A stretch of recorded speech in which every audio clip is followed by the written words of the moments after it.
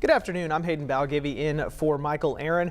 Want to begin with the very latest on the deadly tornadoes that tore through northeast Arkansas on Friday. The National Weather Service has confirmed that the two storms that hit the area late that night were EF3 tornadoes. The first touched down in eastern Arkansas near Weiner and moved northeast, hitting the communities of Monette and Leachville, killing 2 people. That same tornado that moved through Missouri, Tennessee, and into Kentucky. The second touched down near Truman, Arkansas, before moving through Blytheville and Dyersburg. Now today marks day 3 of cleanup efforts in northeast Arkansas, and as you've seen from the videos and pictures, these towns have been hit extremely hard by these storms. THV 11's Jay Jackson spent time in Monette and Leachville speaking with residents and showing us how they're coming together in the face of a tragedy. All my family and friends came yesterday and helped us clean all this. They say a brick doesn't make a home. People do. It's been pretty rough in here. And people are working to repair this house in Monette. After a family is safe and sound, thanks in part to this storm shelter out back. This is the first time that we really went through a tornado. We didn't know if this thing was going to hold or not. You know, we can feel a lot of like evaporation, you know, in here, and we're just praying that and hoping that this thing can hold out, you know. For more than 30 minutes, Cesar Marroquin says this shelter was home. 5 adults, 3 kids, and 2 dogs were huddled inside through the storm. It was like a lot of pieces hitting on, you know, I don't know if it was my truck, the shop, just pieces flying. As family and friends work around him, energy crews worked around them, putting up new poles for electric lines, while the Red Cross assessed damage after a tornado destroyed homes and businesses in Monette and Leachville. With winds strong enough to knock over even a street lamp like this, it's broken. But in talking to the community down here, it's clear that their spirits can't be broken. We've got our fire department out here. We've got 25 crew members that's been out. The police department's been out. Everybody has stepped up to try to protect our town and everything. Rodney Robertson is the mayor of Leachville, and with crews in and around the area, along with families in need, he's making sure everybody feels supported. We've got a lot of churches, a lot of people from out of town, other churches and other committees that's bringing food to Leachville to keep everybody fed. Entergy Arkansas says under 2,500 of their customers were without electricity in the state after the storm hit. The process is that you do the work first that gets the largest number of customers on the fastest, and you work your way down from there. And they get appreciation from the community that's grateful for their efforts. We're just trying to keep them comfortable and trying to keep some help to where we don't run them to death. In Leachville and Monette, Jay Jackson, THV 11 News.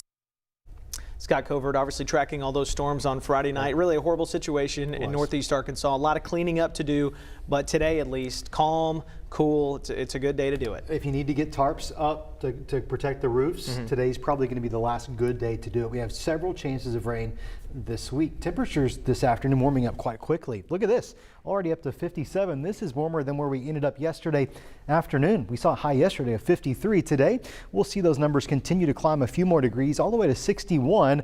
A lot of sunshine shining across the natural state this afternoon.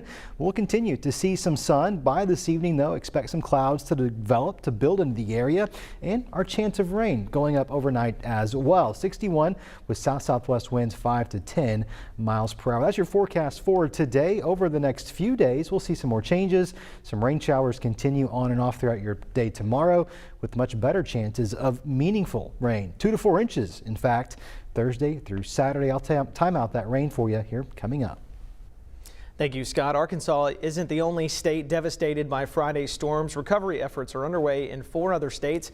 Dozens died when tornadoes tore through Kentucky. But there is some hopeful news this afternoon. The death toll is not as high as originally thought. Officials initially said only 40 of the 110 workers at a candle factory in Mayfield, Kentucky had been rescued, but now more than 90 people have been located. Laura Podesta has the latest for us. There are more stories of survival and devastating loss from the candle factory in western Kentucky, leveled by a powerful tornado. It was filled with employees, including Autumn Kirks, who was working the Friday night shift alongside her boyfriend. He didn't make it out alive. They said take cover, and I could still see him when they yelled take cover. And I don't know what happened, how I got out and he didn't. That tornado was one of several that ripped through the Midwest over the weekend, killing dozens. Kentucky was hardest hit. Our state was hit by at least 4 tornadoes. One stayed on the ground in Kentucky for at least 200 miles, devastating anything in its path. Our best count for confirmed deaths are 64 Kentuckians. In the town of Mayfield, twisted sheet metal, downed power lines, and wrecked cars line the streets. Windows are blown out and roofs torn off buildings. It's just upsetting, to know that that's the town that you grew up in and everything, his memories is all gone. This entire neighborhood in Mayfield is a shell of what it once was. Residents have pulled out belongings that could be saved, but there are no homes for them to go back to. About an hour northeast in Hopkins County, a tornado derailed a freight train, scattering dozens of cars. Homes and businesses in the area are demolished. It's just like a nuclear bomb went off. Across Kentucky, tens of thousands of people are without power. Mayfield officials are warning residents who didn't lose their homes that they could be without heat, water, and electricity for a long time. Laura Podesta, CBS News, Mayfield, Kentucky. Turning now to the latest COVID-19 numbers here in Arkansas. Taking a look at our chart, you'll see there were just over 2,000 new cases reported between now and Friday. That is actually down nearly 15% from the same 3-day period last week. Turning to hospitalizations, we are seeing another increase. Right now, there are 486 people hospitalized with the virus in our state. That's up 54 since a week ago, with ventilator use up 30% as well. Still, as of this afternoon, there have been no confirmed cases of the new Omicron variant here in Arkansas. In Britain's battle against COVID-19, the focus has turned to the Omicron variant. At least one patient has now died from that variant in the UK. As Charlie D'Agata reports, the government is taking steps to fight this newest wave. Britain is back on a full frontal COVID attack, with health officials warning that the Omicron variant is spreading at a phenomenal rate. But I need to speak to you this evening. A national address from the Prime Minister in a public plea to get booster shots. No one should be in any doubt. There is a tidal wave of Omicron coming. And I'm afraid it is now clear that 2 doses of vaccine are simply not enough to give the level of protection we all need. He's ordered Britain's National Health Service to ramp up to 1 million booster shots a day, which may not sound much in a country as big as the U.S., but it's a tall order here.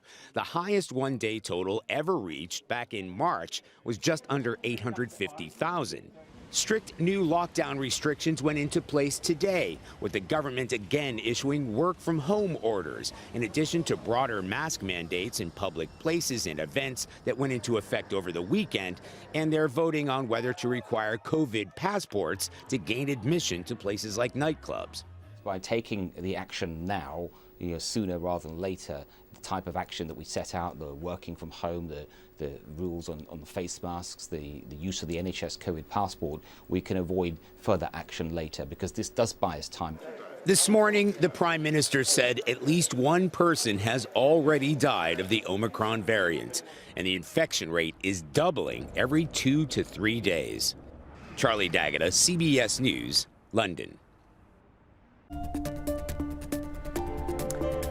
We are less than 2 weeks from Christmas Day, and some major shipping issues, deadlines, they are fast approaching. So let's get you a quick reminder of what you need to know to get your packages to their destinations by Christmas morning. Now, the U.S. Postal Service says to send first-class mail and first-class packages by December 17th. Now, remember, that is Friday. And for priority mail, you have until December 18th. For FedEx customers, the time has already passed for packages being shipped with Ground Economy, but the deadline for ground and home delivery is this Wednesday, December 15th. Packages via FedEx Express Saver should be sent on December 21st. For 2-day delivery, the deadline is December 22nd, and overnight it is December 23rd. And for packages being shipped through UPS, check the company's website for quotes on ground shipping and when you can expect your packages to arrive. The deadline for packages flying second-day air services is the 22nd, and next-day air services is the 23rd.